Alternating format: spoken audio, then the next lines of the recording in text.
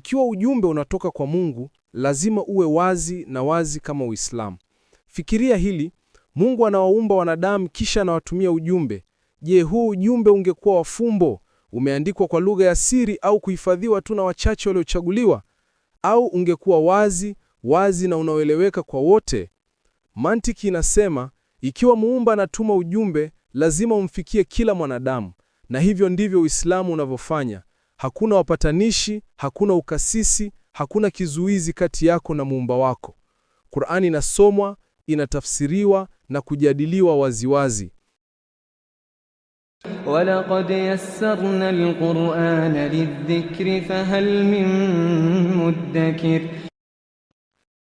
Uislamu haukuzuii kuuliza maswali, unakuhimiza kuuliza, kutafakari. وَلَقَدْ يَسَّرْنَا الْقُرْآنَ لِلذِّكْرِ فَهَلْ مِن مُّدَّكِرٍ. Ujumbe ulio wazi kutoka kwa Muumba anayetaka kueleweka, sio kuogopwa.